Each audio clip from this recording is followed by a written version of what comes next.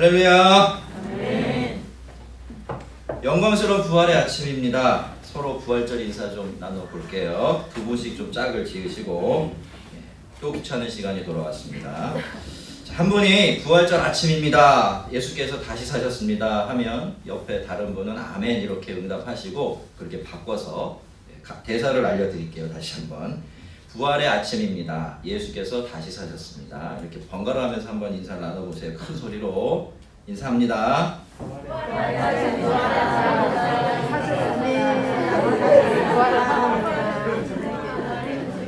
저도 여러분에게 부활의 인사를 건넵니다. 예수께서 다시 사셨습니다. 우리들도 다시 삽니다.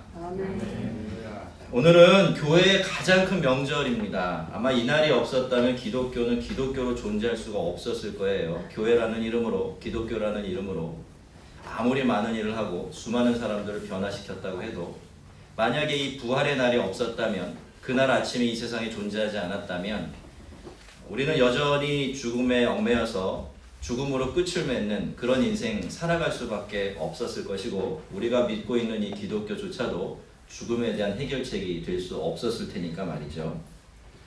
여러분, 주님은 부활하셨습니다. 그리고 우리도 부활할 겁니다.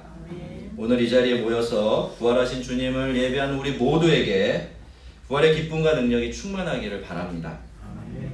자, 이렇게 기쁜 날이 점점 다가가 보니까 제가 좀 걱정이 됐어요. 나도 가만히 있을 수가 없겠다 싶어서였죠. 몇 주 전부터 여러분에게 이 좋은 날 무슨 선물을 드릴까 이런 생각을 고민하다가 이거면 되겠다 싶어서 이렇게 오랫동안 좀 생각하면서 결정한 것이 바로 오늘 제가 전할 이 설교예요. 그건 뭐 맨날 늘상 주일 되면 때 되면 듣는 밥상 같은 건데 뭐 그런 거 가지고 또 특별한 선물이라고 하냐 이렇게 뭐 생각하실 수도 있지만, 여러분 오늘 밥상은 좀 특별해요. 그렇죠? 왜냐? 오늘은 평소의 밥상이 아니라 부활절 아침에 밥상이기 때문에 그렇습니다. 생일날 받는 밥상이 다른 날과 똑같은 음식이 차려져 있는 밥상이라도 그날만큼은 그 의미가 다르게 다가오듯이 이 부활절 아침에 우리가 듣는 부활의 말씀은 같은 말씀이라도 다르게 들릴 수밖에 없는 겁니다. 우리가 그렇게 이 말씀을 마음을 다해서 듣고 반응하게 되어지면 부활절에만 얻을 수 있는 특별한 은혜가 우리에게 임할 줄로 믿습니다. 여러분, 이건 마치 부활절 아침에 나누는 삶은 달걀 같은 거예요. 똑같은 달걀이죠. 뭐 특별할 거 없습니다. 가게 가면 부활절 달걀이라고 좀 금이 올라가나요? 그래서 조금 비싸게 살 수는 있어도 그 달걀이 그 달걀입니다. 하지만 여러분, 그 달걀이요, 부활절 아침이라서 특별한 의미를 갖게 되는 겁니다. 이 달걀 죽은 것 같아요. 아마 달걀이 뭔지 모르는 처음 보는, 그 달걀을 처음 보는 사람의 손에 들려주면 여기서 무한한 생명의 가능성을 지닌 새로운 생명이 탄생할 수 있으리라고는 아무도 상상하지 못할 겁니다. 그렇지만 어떻습니까? 그 죽어있는 것 같은 달걀, 어미닭이 21하루를 품어내면 거기서 새로운 생명이 탄생을 하게 되죠. 마치 사흘 만에 죽음을 깨고 무덤을 깨고 나오신 우리 주님처럼 말입니다. 자, 부활절의 삶은 달걀은요, 그렇게 우리 주님의 죽음과 부활을 우리로 하여금 다시 한번 생각해 주도록 도와준다고 한다는 점에서 다른 달걀들하고는 좀 다른 가치와 의미가 있는 겁니다. 근데 뿐만 아닙니다. 그죠? 이 달걀 어떻습니까? 맛있어요. 먹으면 우리 생명의 자양분이 됩니다. 이게 무슨 뜻일까요? 우리 주님께서 우리에게 나눠주신 생명과 같다라는 겁니다. 그러니까 우리가 그 달걀을 손에 받아들고 먹고 소화시키면서 우리가 한 번이라도 다시 사신 주님 생각하고 우리를 살게 하신 주님의 은혜를 기억해낸다면 그것으로 이 삶은 달걀의 소임은 충분히 하고도 남았다라고 볼 수가 있을 것 같아요. 오늘 제가 여러분에게 전할 이 말씀도 성령님의 손에 들린 그런 도구가 되었으면 하는 마음으로 준비를 했고 이렇게 여러분에게 전하려고 이 자리에 섰습니다. 하나님께서 이 말씀을 통해 부활절 아침에 특별한 은혜를 모두에게 나눠주시기를 바랍니다. 내가 진실로 진실로 내게 이르노니 한 알의 밀이 땅에 떨어져 죽지 아니하면 한 알 그대로 있고 죽으면 많은 열매를 맺느니라. 제가 철이 좀 들고 나서부터 이 말씀은요, 저에게 늘 부담스러운 말씀이었습니다. 여러 번 읽고 또 묵상했을 뿐만이 아니라 목사가 되어서 이 본문을 가지고 여러 번 설교도 했지만 이 말씀을 그렇게 기쁘게 대하거나 설교했던 적은 없었던 것 같아요. 그 이유는 여기 나오는 이 죽음이라는 단어 때문입니다.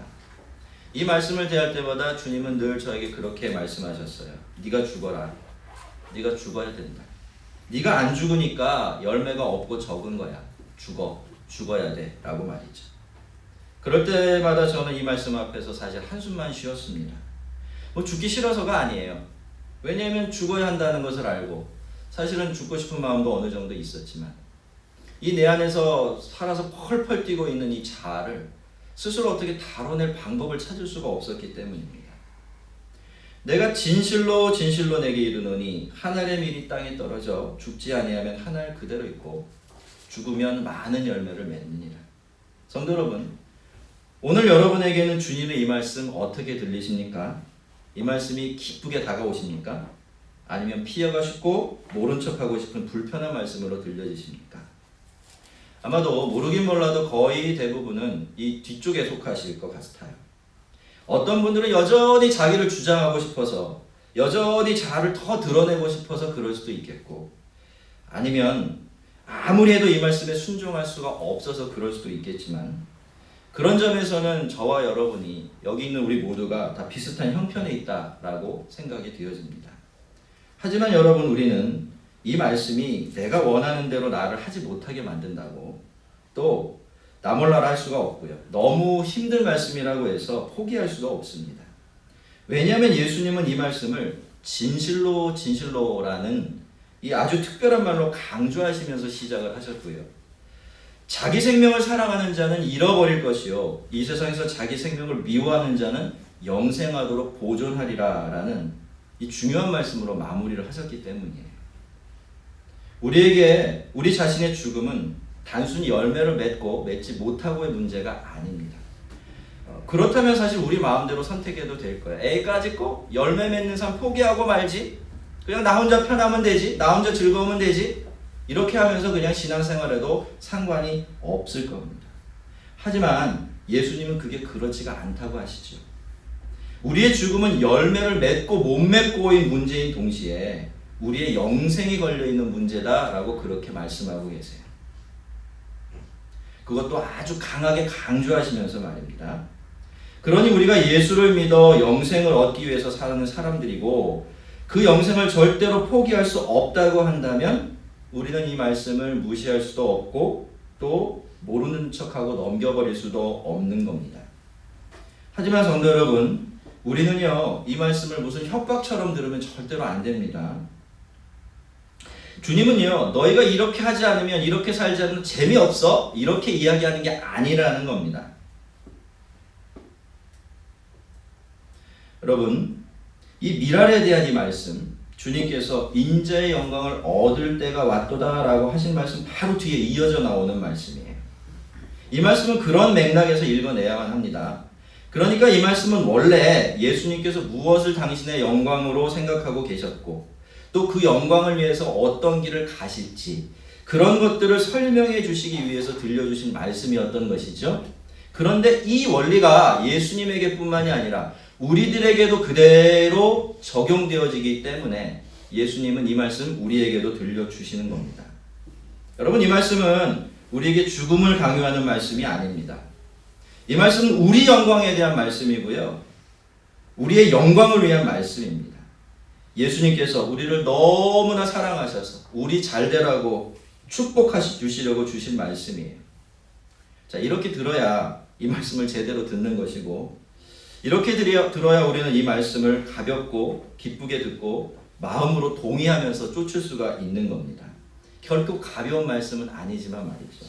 자, 이런 시각에서 보면 25절 말씀도 비슷한 말씀이 되겠네요. 자기의 생명을 사랑하는 자는 잃어버릴 것이요 세상에서 자기의 생명을 미워하는 자는 영생하도록 보존하리라. 성도 여러분, 이 말씀은 주님께서 주시는 영생에 대한 약속입니다. 우리가 워낙에 죽는 것을 힘들어하고 싫어하니까 그런다고 안 죽어, 오히려 그렇게 하면 내가 너를 살려주고 영원히 살게 할 거야. 죽을 걱정하지 말고 이 길을 가봐. 라고 하시는 주님의 약속인 겁니다. 그것이 바로 25절 말씀인 것이죠. 자, 이제 우리가 주님의 그런 깊은 마음을 좀 진심을 염두에 두고서 24절 말씀을 같이 한번 읽어보겠습니다. 시작. 내가 진실로 진실로 내게 이르노니 한 알의 밀이 땅에 떨어져 죽지 아니하면 한 알 그대로 있고 죽으면 많은 열매를 맺느니라. 이제 좀 이 말씀이 가벼워지셨나요? 제가 계속 말씀하다 제가 왜 웃는지 아시겠죠? 저 가벼우라고 자꾸 말씀을 드리는데 여러분 표정이 전혀 가벼워지지 않고 있는 것 같아요. 그렇지만 저는 정말 여러분에게 그런 변화가 일어나길 바랍니다. 그리고 앞으로도 이 말씀을 만날 때마다 한숨 쉬시고 피하려고 하는 그런 말씀이 되지 말고 늘 주님의 주님께서 사랑으로 우리를 복주시려고 주신 말씀, 그렇죠? 축복과 격려 그리고 영생의 보장을 주시는 그런 말씀으로 대하시기를 바랍니다.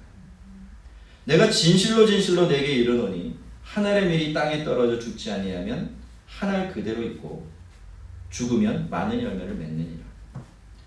이 말씀이 무겁게만 느껴지는 것은요, 저도 그랬지만 아마도 이 말씀 속에 들어있는 이 죽음이라는 말 때문인 것 같아요. 우리가 죽음에 대해서 가지고 있는 편견이 워낙 강하다 보니까 죽음이라는 말만 들어도 알레르기 반응을 일으키고 마음이 무거워지게 되는 것이죠. 하지만 여러분, 꼭 죽어야만 하는 것이 있다면 그것은 반드시 죽어야만 합니다. 예를 들어서요, 우리 안에 있는 나쁜 병균들이 죽지 않고 계속 살아있으면 어떻게 될까요? 그래도 죽는 건 나쁘니까, 무조건 나쁘니까 죽음에 대해서는 말도 하지 마라. 나 고치려고 들지 마라. 우리가 이렇게 주장하는 것이 맞을까요? 아닐 겁니다. 그렇죠? 그래서 우리는요, 죽어야 한다라는 이 말 자체에 너무 민감하게 반응하면 안 됩니다. 우리는 주님이 무엇을 죽이라고 하시는지, 그리고 그것을 왜 죽이라고 하시는지 그것을 먼저 생각해야 되고요. 그리고 죽어 마땅한 것이 있다면 더 이상 그걸 살려놓겠다고 고집을 부리면 안 되는 것입니다. 그것 때문에 나의 삶이 자꾸 부대끼고 불편해지고 무거워져 가는 것이죠. 그것 때문에 내 삶에 맺혀져야 될 풍성한 열매들이 그렇게 더디 맺혀지는 것이고 내 인생이 더 영광스러워지는 일이 방해받고 있는 것입니다. 책이 보이시죠? 오늘 또 책 장사 한번 하겠습니다. 제목이 뭐죠? 에고라는 적이라는 제목이에요. 여러분, 이 책은 신앙서적이 아니에요. 놀랍게도 세상에 성공에 관한 책 중에서 이런 제목을 달고 나온 책이 있다는 게 정말 놀라울 정도인데요. 여러분, 이 책은요, 아주 젊을 때, 그러니까 19살 때부터 25살 때까지 정말 놀라운 겁니다. 세상 사람들이 상상할 수 없는 큰 성공을 거두었던 저자가 일순간에 그야말로 나락으로 떨어져 내리면서 자기가 도대체 왜 그랬는지 그 이유를 추적해 나가면서 쓴 책이에요. 저자는 이 책에서요, 사람이 성공하지 못하는 이유, 성공했다 금세 실패하게 되는 이유, 성공해도 절대로 행복해지지 못하는 이유, 이 모든 것이 바로 에고, 그러니까 자아 때문이다 라고 그렇게 말해요. 제가 잠시 이 책의 서문에 나오는 한 부분을 좀 읽어드리겠습니다. 에고는 자아라는 뜻이에요. 에고란 무엇일까? 자기 자신이 가장 중요한 존재라고 믿는 건강하지 못한 믿음. 이 책에서는 이것을 에고의 정의로 사용할 것이다. 거만함이 그렇고 자기중심적인 야망이 그렇다. 이것은 모든 사람의 내면에 자리 잡고 있는 성마른 어린아이와 같고 어떤 것보다도 자기 생각을 우선하는 특성을 가진다. 그러면서 우리 시대에 대한 이런 분석도 함께 내놓고 있습니다. 지금 우리 사회는 과거 그 어느 때보다도 에고의 불길에 사납게 부채질을 해야 된다. 역사를 뒤집어 볼 때 이게 굉장히 역사를 철학이나 이제까지 인류의 역사를 되짚으면서 그렇게 적은 책이에요. 그래서 그런 얘기를 하는 거죠. 역사를 되짚어 볼 때 지금처럼 자기 스스로를 자랑하고 부풀려서 말하기 좋은 때가 없었다라고요. 사랑하는 성도 여러분, 인간은요, 언제나 자아를 중심으로 해서 자아를 중심에 두고서 살아왔습니다. 안 그랬던 적이 인류 역사상 단 한 번도 없습니다. 하지만요, 지금 우리가 사는 이 시대만큼 자아를 부추기고 우리의 자아의 값싼 아첨을 남발해야 되는 그런 시대는 없었습니다. 네가 하고 싶은 대로 하고 살아라 라는 이 말이 다른 사람에게 들려주는 가장 큰 축복의 말이 되고 인생에 대한 불변의 진리처럼 여겨질 정도이니까 말이죠. 하지만 여러분, 정직한 사람들은 알아요. 이 사람처럼 예수를 꼭 믿지 않아도 정직한 사람들은 그게 아니라는 걸 잘 압니다. 자아는요, 절대로 얼르고 달래고 적당히 아첨하면서 함께 어떻게든 살아내야 되는 껄끄러운 친구 같은 그런 존재가 아닙니다. 자아는 뭐죠? 자아는 적입니다. 우리를 행복하지 못하게 방해하는 적이고요. 우리 때문에 다른 사람들이 불편해지게 만드는 주된 이유고요. 무엇보다도 우리가 하나님을 위해서 살고 싶어 해도 우리를 그 일 못하게 하도록 방해하는 가장 큰 장애물입니다. 최악의 방해꾼이 되는 거예요. 여러분, 주님이 우리에게 죽어라 라고 말씀하시는 것은, 죽어야 한다 라고 말씀하시는 것은 바로 이 자아를 말하는 겁니다. 이 책의 저자가 에고라고 부른 그것, 건강하지 못하고 거듭나지 못한, 늘 살려고 발버둥치고 자기 마음대로만 하고 싶어하는 그 자아, 그걸 죽여야 한다라고 주님 말씀하신 거예요. 그래야 우리가 살고 다른 사람들이 살고 가정이 살고 직장이 살고 우리가 살아가는 세상이 살아날 수 있기 때문입니다. 여러분, 우리는 어떤 문제의 원인을요 늘 바깥으로 돌리려는 습성을 가지고 있어요. 그래야 내가 편하니까 말이죠. 상황이 이렇고 저 사람이 저렇기 때문에 내가 행복하지 못하고 마음이 불편하다라고 그렇게 생각하고 그 생각을 아예 당연하고 정당한 것으로 믿어버리는 것이죠. 물론 여러분, 우리가 살아가는 환경도 그렇고 우리가 만나는 사람들도 그렇고 이 세상에 완전한 것은 아무것도 없어요. 늘 문제가 있고 부족한 것이 있지요. 그래서 그런 것들 때문에 우리는 때때로 조금 불편해지기도 하고 마음 상하기도 하고 어려움을 겪게 되는 것이 사실입니다. 그 사실까지를 부인할 수는 없을 겁니다. 하지만 우리 한번 정직하게 한번 생각해 볼까요? 여러분, 정말로 그래서 나는 늘 그렇게 그 사람 앞에서는 마음이 불편해지는 것일까요? 정말로 그것 때문에 나는 늘 그렇게 사람들과 부대끼면서 날카롭게 날이 선 삶을 살아가고 있는 것일까요? 지금 여러분을 불편하게 하는 사람이나 여러분의 마음을 껄끄럽게 만드는 그 사람을 한번 생각해 보세요. 어떤 상황을 떠올려 봐도 좋을 것 같습니다. 그리고 나서 이제 한번 여러분 스스로에게 이렇게 한번 물어보십시오. 이건 여러분이 두고두고 무엇 때문에 혹은 누구 때문에 불편을 겪을 때마다 던져보면 아주 좋은 질문이 될 것 같아요. 이렇게 물어보세요. 그 사람이 그리고 그 일이 내가 지금 이렇게 반응해야만 할 만큼 나에게 직접적인 해를 끼쳤는가? 특히 그 사람이 내가 이렇게 화를 내야 할 만큼 도덕적으로 그릇된 일을 행했기 때문에 나는 지금 그렇게 그 사람에게 화가 나 있는가? 라고 말이죠. 그리고 그 일 때문에 그 사람 때문에 내가 이만큼이나 화가 나 있고 이만큼이나 불편하는 것이 과연 정말로 정당한 일이겠는가? 그걸 한번 물어보십시오.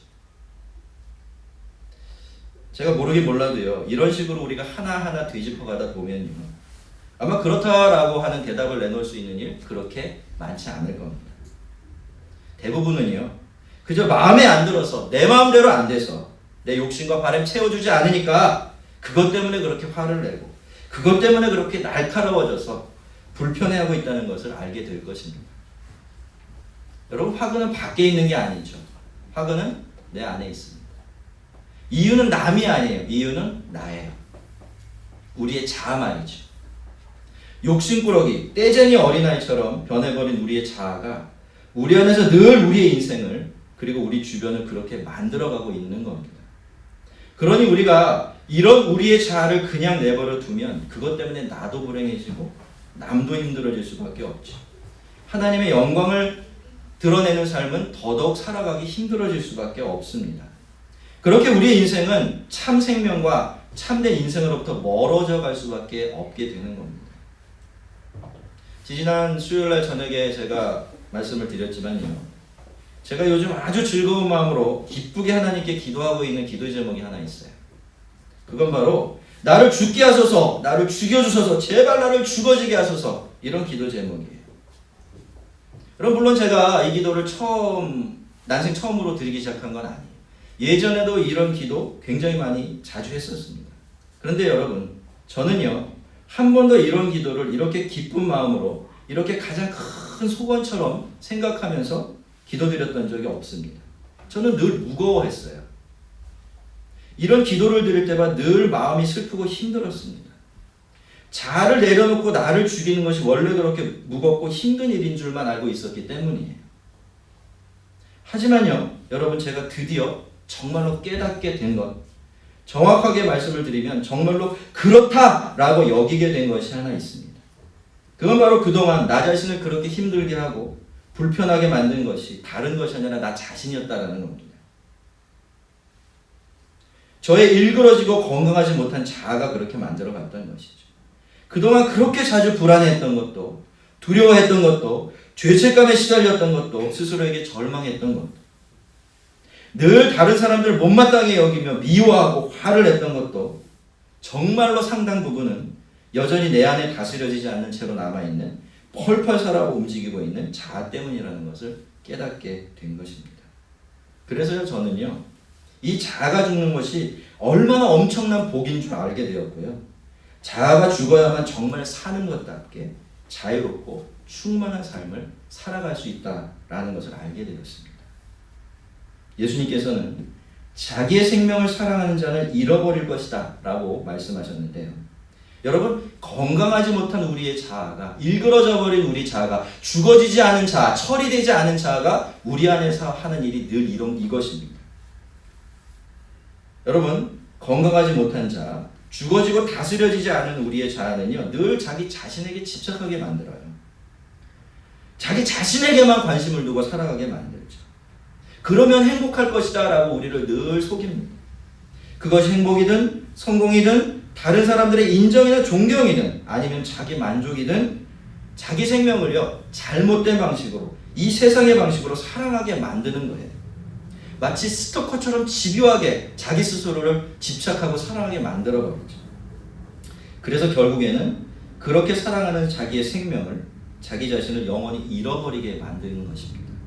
애초에 그건 사랑이 아니기 때문이죠. 여러분, 제가 알게 된 것이 이것이에요. 그리고 아직도 더 분명하게, 더 많이 알아가야긴 하겠지만 그 어느 때보다도 저는 이 사실을 분명하게 보게 되었습니다. 그래서 저는 마치 평생 달고 다니던 무거운 혹을 드디어 떼려고 의사에게로 달려가는 사람처럼 기쁘게, 그리고 아무런 거리낌이 없이 나를 좀 죽여달라고, 내가 죽어야 한다고, 죽어지게 해달라고 자의 죽음을 위해서 기도할 수 있게 된 것입니다. 그렇게 물으실 수도 있을 거예요. 그래서 뭐 좀 달라지셨습니까? 라고 말했죠. 몇 가지가 크게 달라지더라고요, 정말로. 이건 어쩌면 평생 저를 괴롭혀왔던 문제들에서 제가 벗어나기 시작했다라는 의미가 될 수도 있겠다 싶습니다.